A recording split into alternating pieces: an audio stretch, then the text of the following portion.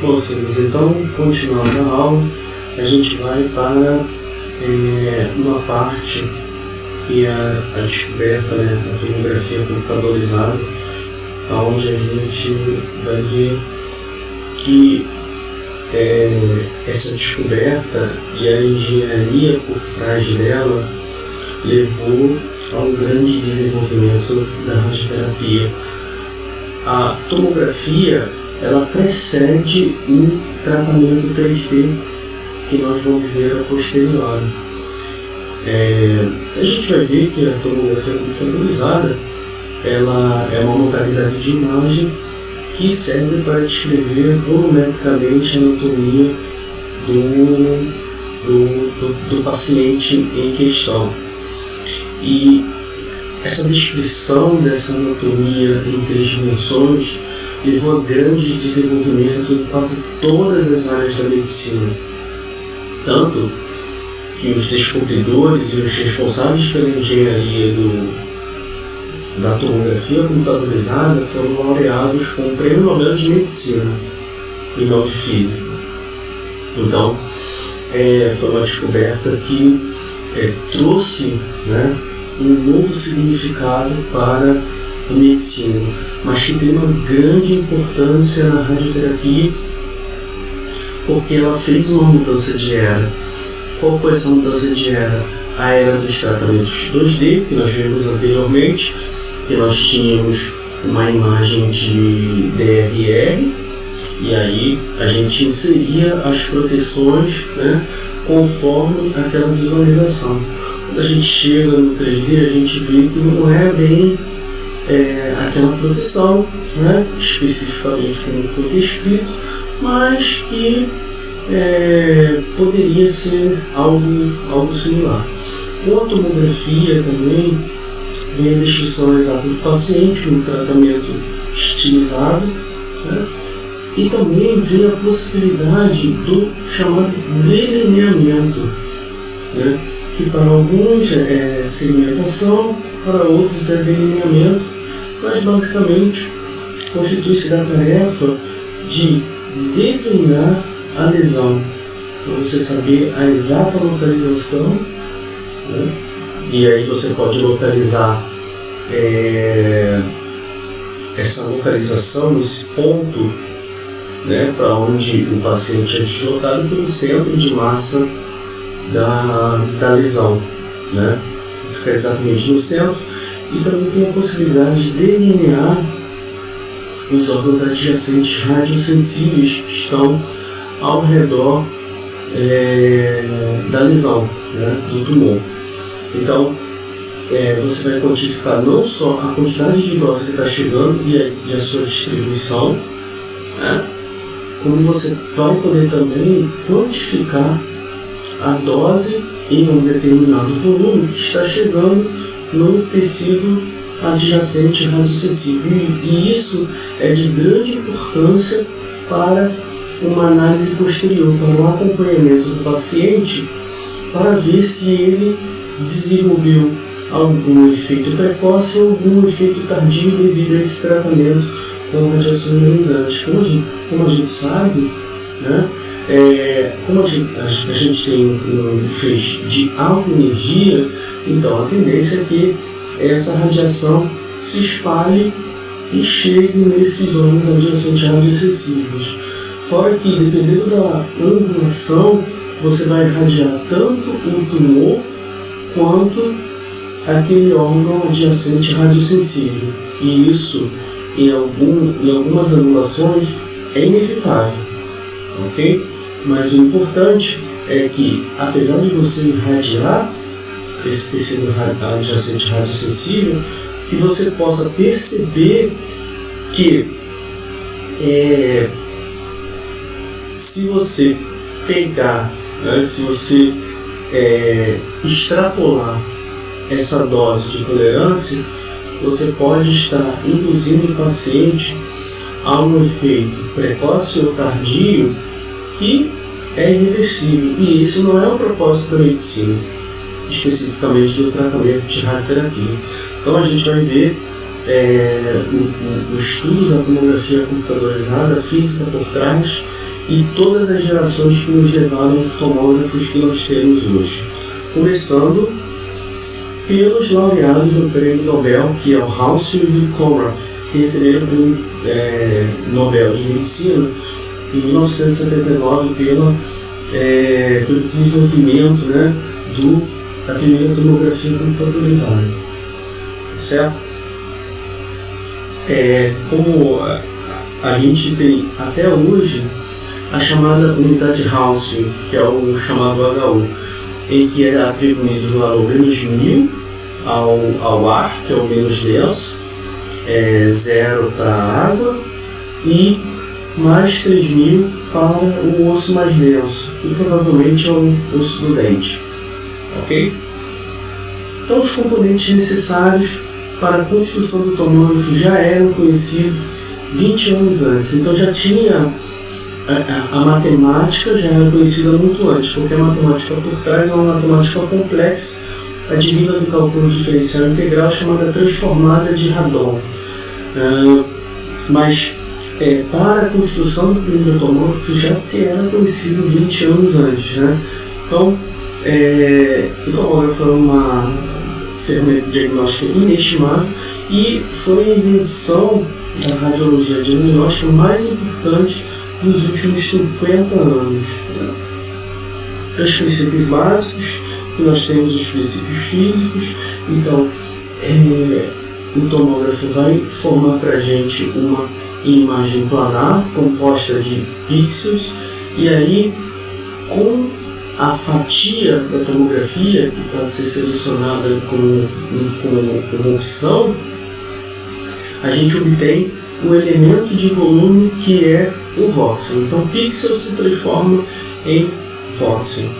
O que a gente tem por trás disso é a chamada física da atenuação. É uma série de raios atravessam os tecidos e, através da atenuação, da passagem, da transmissão desses raios no tecido, a gente obtém, através do conjunto fonte-detector, a atenuação que foi sofrida pelo raio-x ao atravessar esse meio, ou os diversos meios. Então, você vai confiar em um só feixe de raio-x para que isso aconteça, para determinar a atenuação que foi sofrida por aquele pixel ou voxel? Não. Então, para isso, a gente tem uma emissão, por exemplo, de 800 raios em mais de 1000 angulações. Isso dá mais ou menos 800.000 raios ou medidas de transmissão. Então você imagina, para um pixel da imagem, você tem mais de 800.000, você tem o valor de 800.000 medidas de transmissão.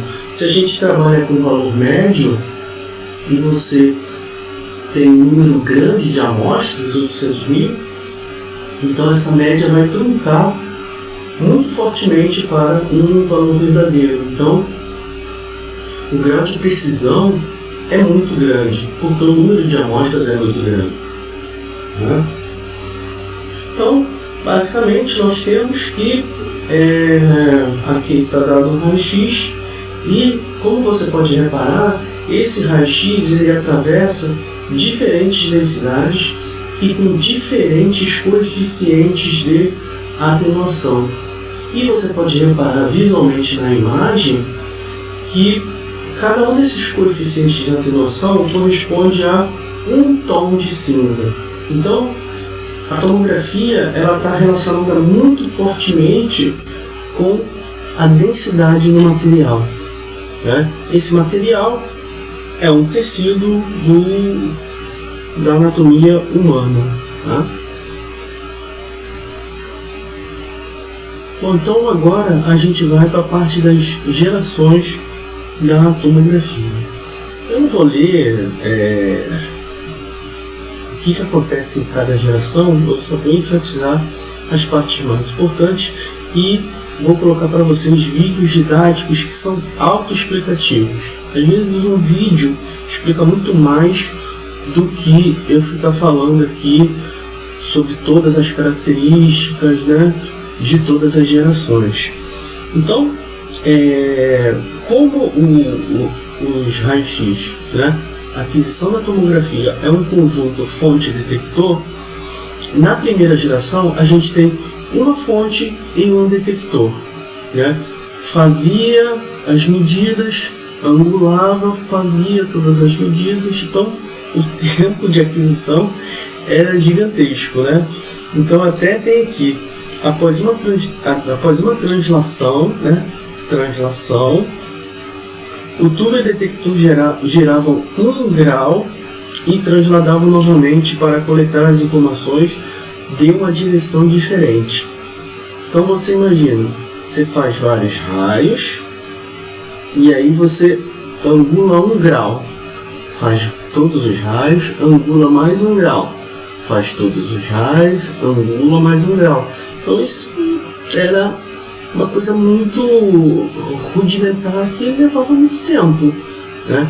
Mas isso foi o que caracterizou a primeira geração. Então, a gente pode ver aqui nesse vídeo como que funcionava essa questão desse conjunto, né? Detector, fonte, faz as aquisições e aí angula, faz a aquisição, angula, faz a aquisição, angula, faz a aquisição, angula. Se você quiser, eu disponibilizei para você o QR Code desse vídeo, caso você queira ver no YouTube, ok? Então,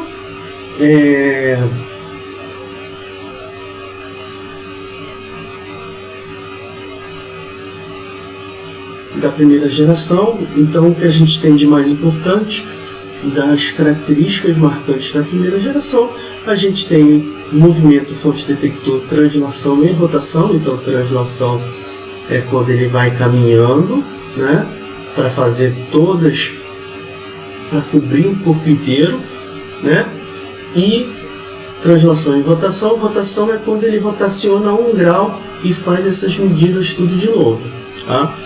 A geometria do feixe é muito colimado, o detector 1 ou 2 detectores.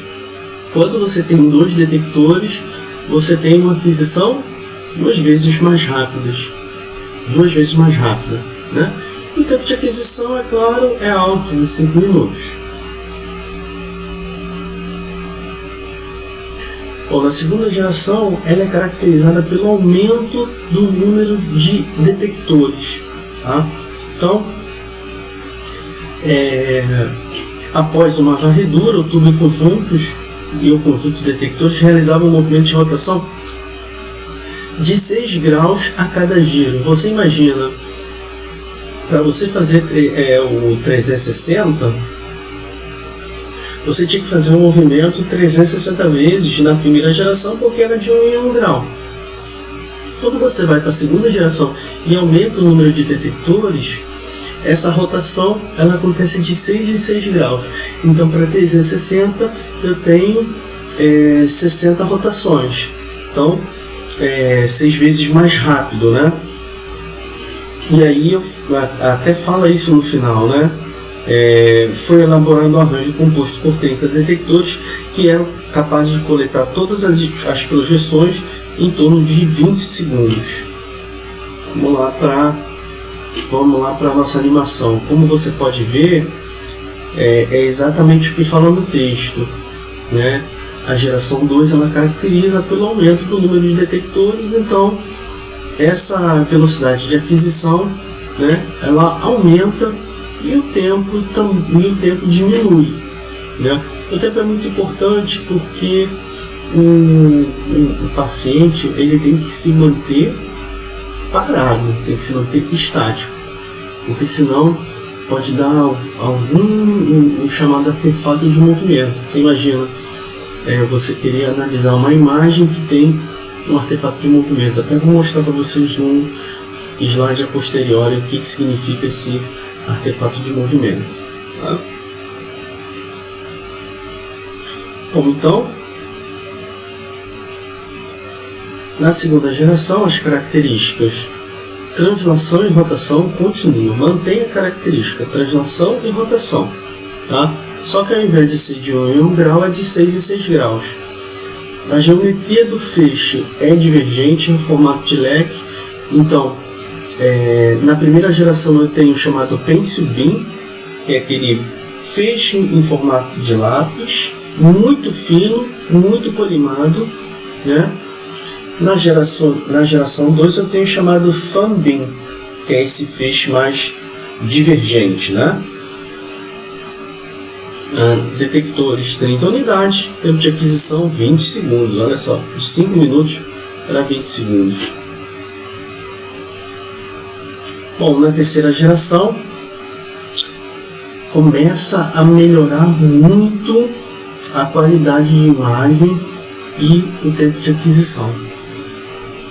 Os equipamentos dessa geração realizaram uma coleta completa dos perfis nas projeções de 360 graus com o conjunto fonte-detector. Então, eu tenho a mudança de translação-rotação para rotação-rotação. Tá? A geometria do feixe ainda possui formato de leque divergente, né? Com detectores posicionados nos arcos de 30 a 40 graus. Temos limitações. As limitações de aquisição estavam no sistema do gerador, pois o tubo de raio-x era alimentado por cabos de alta tensão, que ficavam torcidos, né? Imagina, quando gira cabo de alta tensão, fica torcido. Então, isso faz com que o técnico tenha que entrar na sala,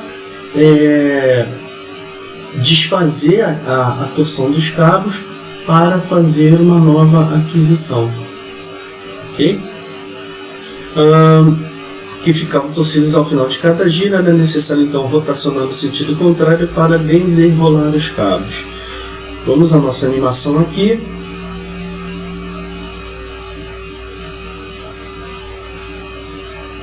Então a gente tem rotação a rotação, tá?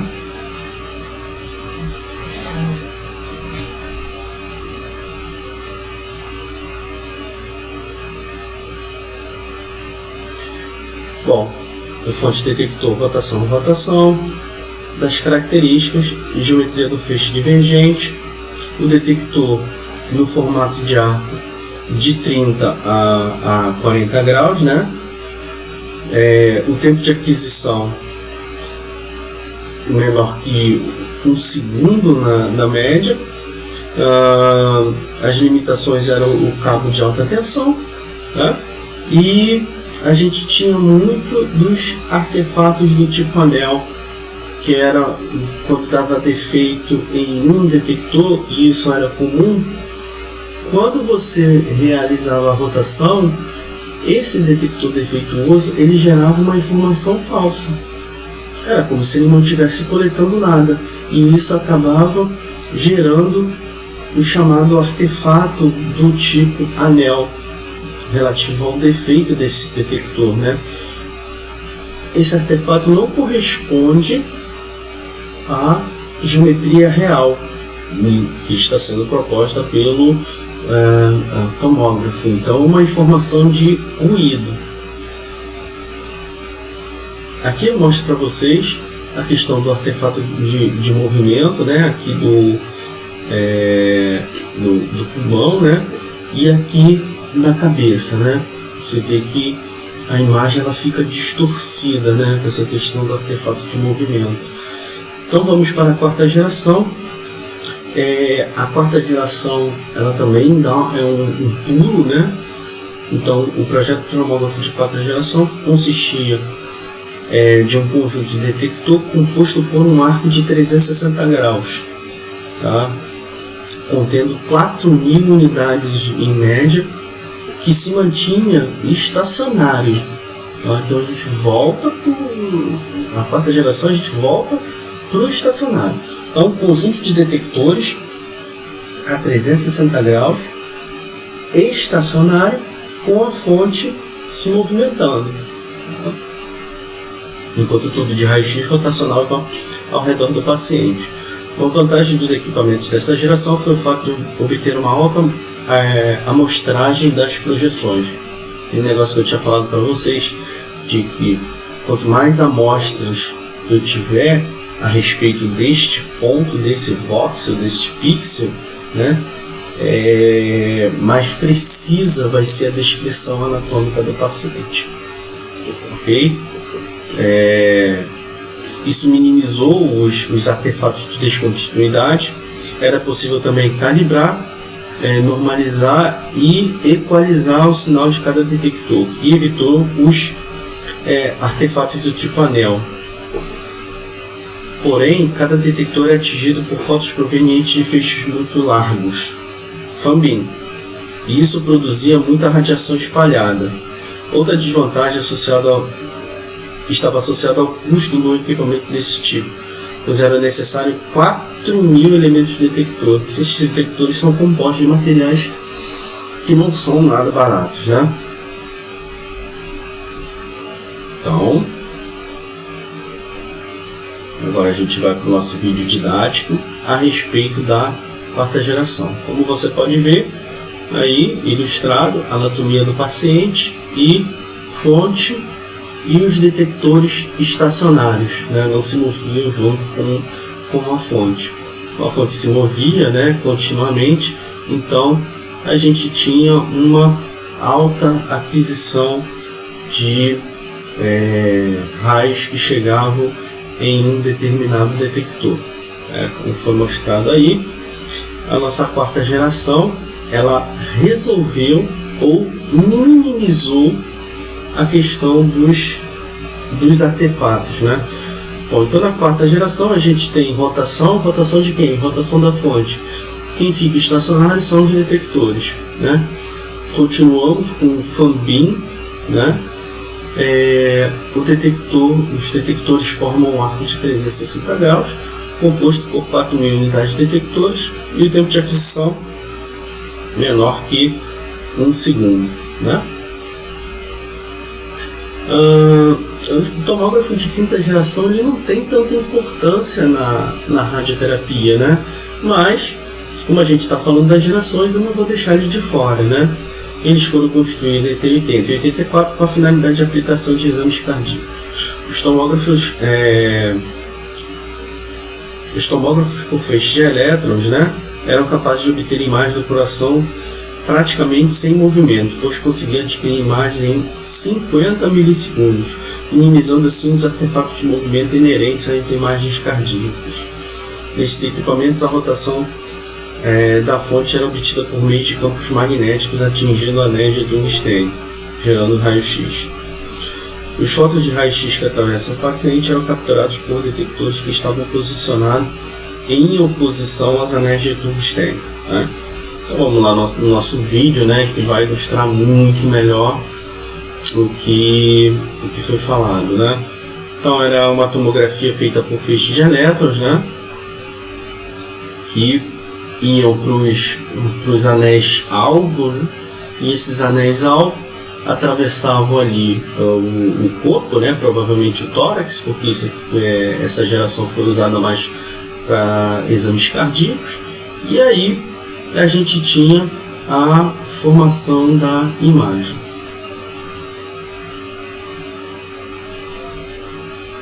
Tá lá a quinta geração, a BCT, então era estacionário, não tinha movimento de nenhum, nem dos detectores e nem da fonte.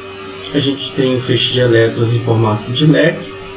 O tipo de detector são anéis de tungstênio e a aplicação era de exames cardíacos. Agora a gente vai para a sexta geração, que é a geração que nós temos hoje. Então, para começar, a transmissão dos sinais elétricos pelos anéis estacionários dentro do gateway eliminou o uso de cabos, que tornava possível uma rotação contínua. Você lembra que na terceira geração a gente tinha um problema de torção dos cabos? Então, com a tecnologia dos anéis deslizantes, os Sleep Ring, a gente teve uma revolução, né? E aí esses anéis fornecem tensão ao tubo, e aí tornou possível a tomografia helicoidal, que introduziu considerações diferentes na aquisição de dados, como velocidade da mesa em relação à velocidade de rotação do gantry.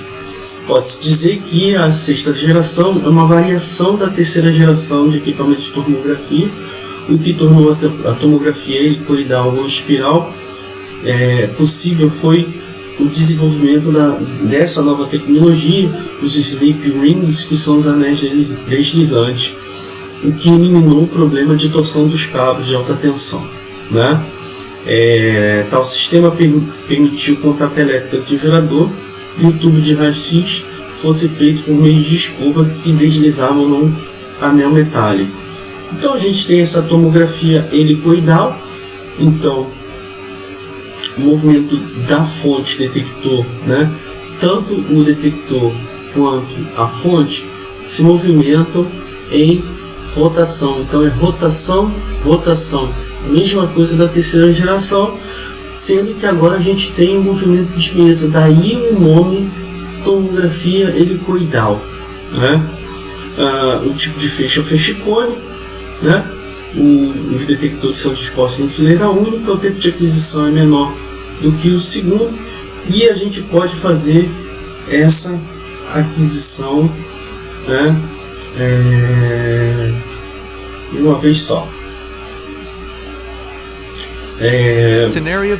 Tornou-se viável a aquisição das projeções enquanto a mesa se movimentava, e como resultado do movimento combinado entre rotação e sistema de detectores, a fonte de raio-x se movia como se formasse um padrão helicoidal ao redor do paciente.